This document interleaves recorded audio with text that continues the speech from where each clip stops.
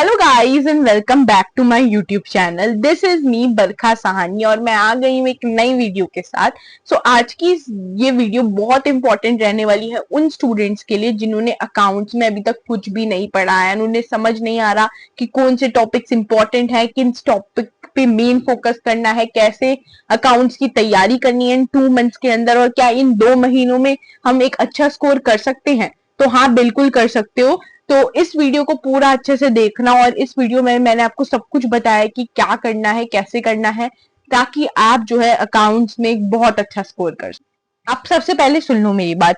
ये वीडियो देख के सुन के ये नहीं है कि आपके बहुत अच्छे मार्क्स आ जाएंगे, आपको ये सारी चीजें इंप्लीमेंट भी करनी पड़ेगी, अपनी तरफ से बेस्ट देना पड़ेगा। जब बेस्ट दोगे अपनी तरफ से तो मेरे से गारंटी ले लेना अच्छा ही रिजल्ट आएगा। बस ये जो 2 महीने हैं, नवंबर दिसंबर, इस पे इतने ज्यादा फोकस्ड हो जाओ, इतने ज्यादा कंसिस्टेंट हो जाओ कि बहुत अच्छा स्कोर कर पाओ। तो ये समझ लो कि नवंबर दिसंबर ही है आपके पास पढ़ाई करने के लिए। उसके बाद जनवरी में आपके जनवरी फरवरी इन सब में प्रैक्टिकल शुरू हो जाते हैं, और साथ में आपको रिवीजन सैंपल पेपर्स भी करने होते हैं इन टाइम में। तो इस टाइम में तो कोई पढ़ाई नहीं हो सकती। पढ़ाई आपकी जो है वो मेनली हो सकती है अब नवंबर दिसंबर के अंदर। अब नवंबर दिसंबर में मेरी बात सुनो, पढ़ना कैसे है। देखो, जब जो है अकाउंट्स को लेकर, अब देखो अकाउंट्स जो है, अकाउंट्स में एक वास्ट सिलेबस है आपका, 3 बुक्स है, ठीक है। और ये 3 बुक्स आपको कंप्लीट करनी है। इसके लिए मैंने ना 40 डे स्ट्रेटेजी बनाई थी अकाउंट्स के लिए। अगर आप वो फॉलो कर रहे हो तो अच्छी बात है। अगर आपने अभी तक कोई भी स्ट्रेटेजी कुछ भी फॉलो नहीं करा है तो आप वो 40 डे स्ट्रेटेजी अभी भी फॉलो कर सकते हो 40 डेज में अकाउंट्स के सिलेबस को कंप्लीट करने के लिए।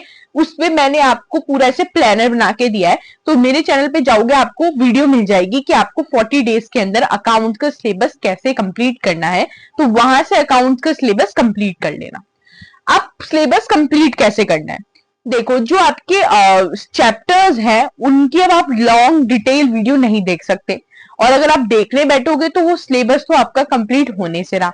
इसलिए अब आपको जो है वन शॉट लेक्चर्स देखने हैं। वन शॉट लेक्चर सीधी सिंपल बात है, सुनील सर के देख लो, अगर आप रजत सर के समझ आता है अच्छे से उनके देख लो, सीए पराग सर का समझ आता है उनके देख लो। जिनका भी आपको सबसे अच्छे तरीके से समझ आता है ना, उनके वन शॉट लेक्चर उठा के देख लो। अब आपके ऊपर है वो आपको किसका समझ आता है। मेरे अकॉर्डिंग, अगर तुम मेरे अकॉर्डिंग देखना चाहते हो तो मैं कहूंगी सुनील सर के देख लो, क्योंकि मैंने भी एंड में उनके ही देखे थे। अब आपको सुनील सर के लेक्चर्स देखने हैं। अब जब आपने कोई भी, सपोज मैंने करो एक चैप्टर उठाया, मैंने उनका सुनील सर से लेक्चर देखा, उसके बाद मेरा नेक्स्ट स्टेप क्या होगा कि मुझे जो है सारे क्वेश्चन नहीं करने, मुझे स्मार्ट स्टडी करनी है। मुझे कम क्वेश्चंस करने हैं, बट मुझे क्वालिटी वाले क्वेश्चंस करने हैं, ऐसे क्वेश्चंस करने हैं जिसपे मेरा सारी चीजें कवर हो जाए और मेरा पूरा चैप्टर खत्म हो जाए वो क्वेश्चंस करके। तो इसके लिए आप क्या कर सकते हो, जैसे कि अगर मैं बात करूं तो आपने कोई भी वीडियो देखी सुनील सर की, उसके बाद आपको अपनी बुक खोलनी है। उसमें से जो हमारे ज्यादा वेटेज वाले टॉपिक्स हैं, जिनसे ज्यादातर क्वेश्चन आते हैं, जैसे जो चैप्टर नंबर 1 है आपका, उसके अंदर आपकर मैं बात करूं तो पास्ट एडजस्टमेंट हो गया, गारंटी हो गया, इन दोनों से बहुत ज्यादा क्वेश्चन आते हैं। गारंटी कैसे, पी एंड एल एप्रोप्रिएशन में गारंटी का क्वेश्चन साथ में दे देते हैं वो।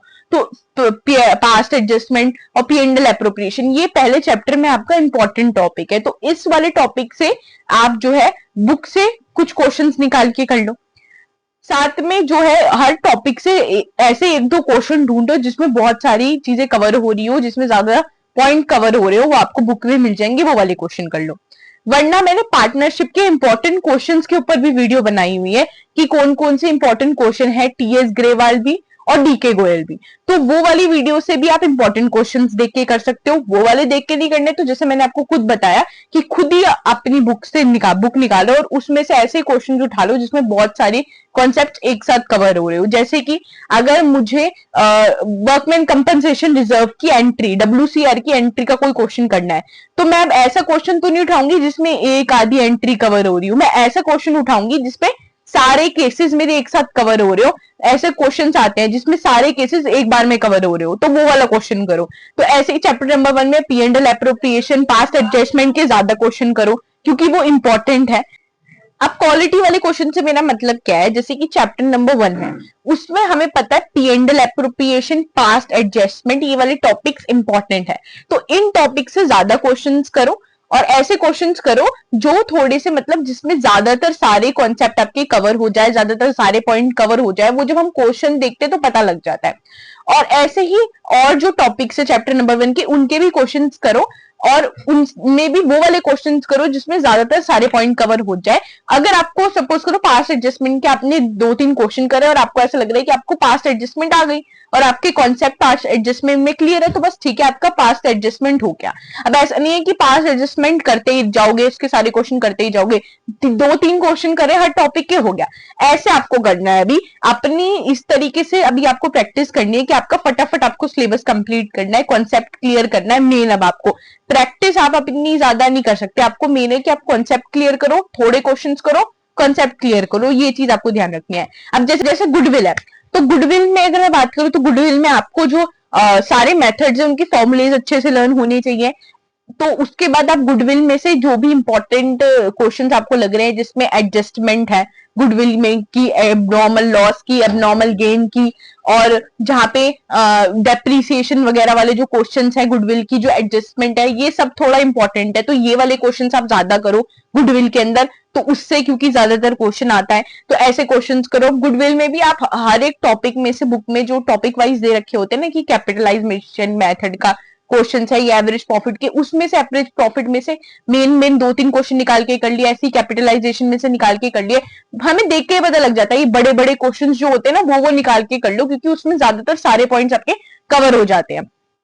अब बात करते हैं change in PSR. Change in PSR में डब्ल्यूसीआर, आईएफआर की एंट्रीज, ये दोनों टॉपिक्स बहुत इंपॉर्टेंट है, तो इनके सारे केसेस आपको अच्छे से आने चाहिए। और जो चेंज इन पीएसआर है ना, वो आपका एक तरीके से बेस बना रहा है, चाहे वो एडमिशन का हो गया, रिटायरमेंट का हो गया, जो आगे वाले चैप्टर्स है, तो इसलिए चेंज इन पीएसआर को अच्छे से कर लेना, वो आपको एक तरीके से बेस बना देगा और चैप्टर्स का भी।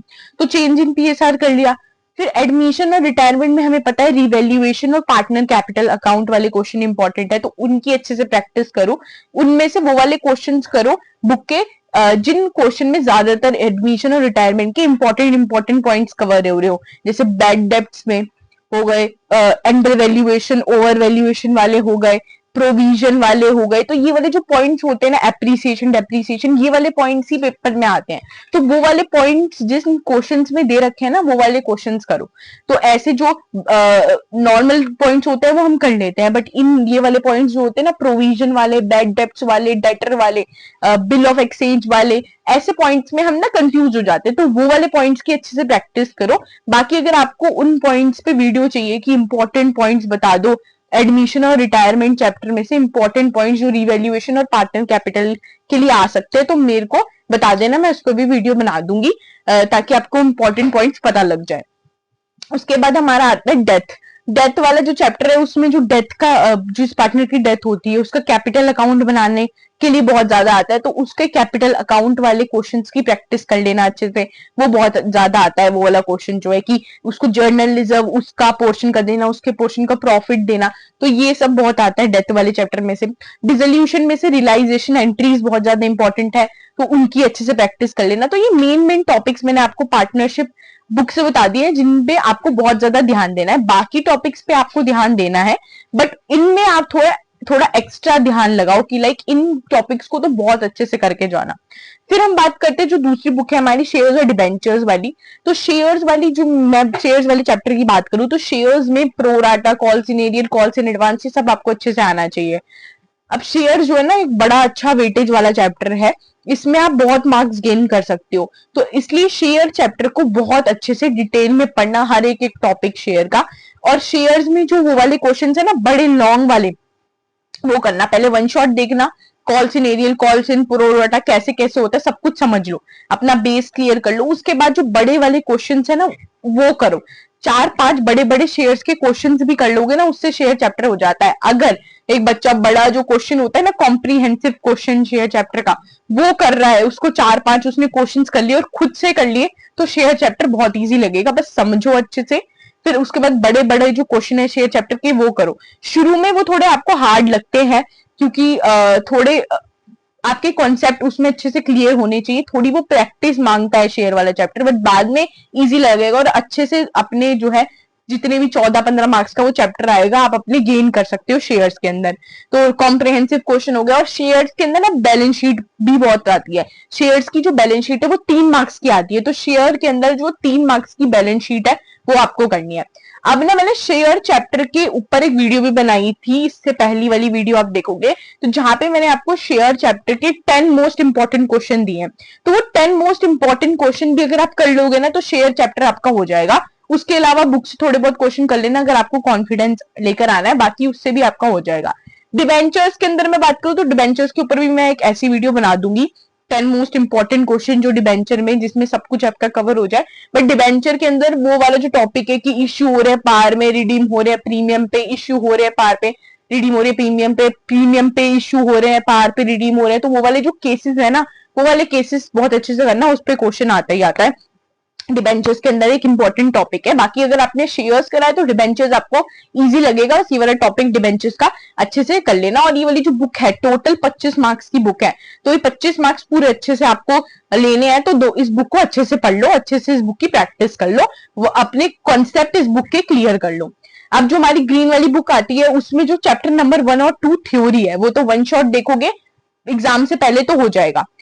अकाउंटिंग रेशो वाला चैप्टर आपको उस बुक से बिल्कुल एंड में करना है, जब आपका सारा सिलेबस हो जाएगा ना उसके बाद अकाउंटिंग रेशो करना है, क्योंकि जो अकाउंटिंग रेशो है सिर्फ 3 से 4 मार्क्स का आने वाला है। तो इसलिए उस पर इतना ध्यान मत दो, उस पर टाइम वेस्ट मत करो, क्योंकि एक तो बहुत लेंदी चैप्टर है, आता भी कम मार्क्स का है, तो इसलिए उस पर अपना टाइम वेस्ट मत करो। उसको जब पूरा सिलेबस हो जाए ना आपको लगे अकाउंट्स का, उसके बाद उसको करना है एंड में। तो पहले अकाउंटिंग रेशो को साइड हटा दो, पहले करो कैश फ्लो। कैश फ्लो में जो बड़े लॉन्ग क्वेश्चंस होते हैं, ऑपरेटिंग, इन्वेस्टिंग, फाइनेंसिंग, वो ही आता है। आपको पता है कैश फ्लो के अंदर एक लॉन्ग क्वेश्चन आने वाला है, तो वो लॉन्ग क्वेश्चन को ऐसा बना लो, परफेक्ट कर लो कि वो 8 नंबर का क्वेश्चन आएगा, 8 नंबर मुझे पूरे लेने हैं। ऑपरेटिंग, इन्वेस्टमेंट, फाइनेंसिंग, सारा कैश फ्लो का फॉर्मेट लर्न कर लो, कहाँ पे क्या जाता है सब कुछ अच्छे से समझ लो, शॉर्ट फॉर्म्स बनाओ, अच्छे से लर्न करो फॉर्मेट को, 4 से 5 क्वेश्चन लगाओ। जो इलिस्ट्रेशन है ना, इलिस्ट्रेशन में ही 4-5 क्वेश्चन दे रखे हैं कैश फ्लो की, वो वाली 4-5 इलिस्ट्रेशन भी कर लोगे ना, उसमें ही सारे पॉइंट्स कवर हो रहे हैं। मैं आपको साफ साफ बोल रही हूँ, जो कैश फ्लो के शुरू में इलिस्ट्रेशंस दे रखी है ना, जिसमें बड़े बड़े क्वेश्चंस दे रखे हैं, 8-8 मार्क्स वाले जो क्वेश्चंस होते हैं कैश फ्लो की इलिस्ट्रेशंस के अंदर, वो वाले इलिस्ट्रेशंस भी कर लोगे ना, तो उसमें आपके कैश फ्लो के सारे पॉइंट कवर हो रहे हैं। उन पॉइंट्स को अच्छे से कर लो कि डेप्रिसिएशन अकाउंट्स कैसे बनेगा, अगर एडिशनल डिबेंचर इशू हो रहे हैं तो क्या कैसे क्या जाएगा, डिविडेंड रिसीव्ड कहाँ जाएगा, ठीक है, ये सब अच्छे से कर लो। और अकाउंटिंग रेशो उसके बाद लास्ट में करना, उसमें अकाउंटिंग रेशो में आपको फॉर्मूले लर्न करने पड़ेंगे। और कोई भी रेशो से एक क्वेश्चन आ जाता है उसमें 3-4 मार्क्स का, तो अकाउंटिंग रेशो के लिए थोड़ी बहुत लास्ट में प्रैक्टिस कर लेना। मेन मेन जो रेशियोज है ना उन पे ज्यादा ध्यान दे देना थोड़ा, बाकी इस तरीके से आपको करना है। तो ऐसे आपको मैंने सारे इंपॉर्टेंट टॉपिक्स बता दिए हैं, तो इन सारे टॉपिक्स पे, इंपॉर्टेंट टॉपिक्स पे ज्यादा ध्यान देना, बाकी टॉपिक्स पे भी ध्यान देना, बट इन पे थोड़ा आपको ज्यादा फोकस करना है, क्योंकि इनसे क्वेश्चन तो आएगा ही आएगा। और अपने प्रैक्टिस करो अच्छे से, बहुत ज्यादा प्रैक्टिस करने पे ध्यान दो। अब आपके पास जितने भी 2 महीने उस पर जितनी मैक्सिमम प्रैक्टिस कर सकते हो अकाउंट्स की उतनी करो, जितने मैक्सिमम क्वेश्चंस आप बना सकते हो अकाउंट्स के अंदर उतने क्वेश्चंस बनाओ, और मेरी 40 डेज स्ट्रेटेजी के अकॉर्डिंग अपने सिलेबस को कंप्लीट करो। और अपने सिलेबस को हर एक चैप्टर करो, उस पर टिक लगाओ, और देखो सेटिस्फेक्शन मिलेगा कि एक चैप्टर किया टिक लगाया, एक चैप्टर किया टिक लगाया, ऐसे ऐसे करो और अपने सिलेबस को पूरा अच्छे से कंप्लीट करो। उसके बाद देन जनवरी आएगा, उसके अंदर फिर आपका प्रैक्टिकल्स वगैरह हो जाएंगे, और साथ में आप अपने सैंपल पेपर्स करना, रिवीजन करना, और क्वेश्चंस और अकाउंट्स के नए नए सॉल्व कर को पढ़ाई करते हुए देखो कुछ चीजों को ध्यान रखना है, जो चीजें आपको नहीं करनी। पहला तो प्रोक्रेस्टिनेशन, यानी कि कल पे काम नहीं छोड़ना, जो काम आपने आज टारगेट बनाया वो टारगेट पूरा करो, और अपना एक्टिव वे में पढ़ाई करो, क्योंकि अभी आपके पास टाइम है, वैसे ही टाइम कम है, तो अपना बेस्ट दो। दूसरी चीज, सोशल मीडिया का बहुत ज्यादा कम यूज करना है, यूट्यूब, इंस्टाग्राम, स्नैपचैट, जो भी व्हाट्सएप आप यूज करते हो, दोस्तों से बातें करना, ये सब कुछ कम कर दो जब तक आपके बोर्ड एग्जाम्स नहीं होते। अभी तो जनवरी में आपके प्री बोर्ड्स वगैरह भी होंगे, तो इसलिए इन सारी चीजों से दूर ही रहो तो ज्यादा अच्छा है। तो प्लीज दूर रहना, अपने जो स्क्रीन टाइम है फोन का उसको बहुत ही कम कर दो कुछ टाइम के लिए, पढ़ाई पे ज्यादा ध्यान दो, पढ़ाई की बातों पे ज्यादा ध्यान तो अच्छा रहेगा। तीसरी चीज, हेल्दी डाइट लो। अगर आपने इस टाइम हेल्दी डाइट नहीं लोगे, ज्यादा जंक फूड खाओगे, तो फिर टायर्डनेस आएगी एंड फिर और ज्यादा पढ़ाई करने का मन नहीं करेगा। इसलिए थोड़ी हेल्दी डाइट खाओ, फ्रूट्स वगैरह खाओ, अच्छा खाना खाओ घर का, ताकि एक्टिव रहो और हेल्दी रहो अंदर से, तो फिर पढ़ाई करने का अपने आप मन करता है। उन बच्चों को और पढ़ाई करने का मन नहीं करता जो जंक फूड खाते हैं और गंदी चीजें खा रहे हैं। तो थोड़ा अगर हेल्दी खाओगे तो ज्यादा अच्छी बात है और ज्यादा अच्छा आपका देखना पढ़ाई में ध्यान लगेगा। और कोशिश करो सुबह सुबह जल्दी उठ के पढ़ाई करोगे तो अच्छी बात है, वरना अगर आप नाइट वाले पर्सन हो तो रात को पढ़ाई करो, बट पढ़ाई पे मेन फोकस आपका इस टाइम पे रहना चाहिए। तो आज की इस वीडियो में बस इतना ही। अगर आपको ये वीडियो पसंद आई है तो प्लीज इस वीडियो को लाइक कर देना, मेरे चैनल को सब्सक्राइब कर देना। Thank you so much.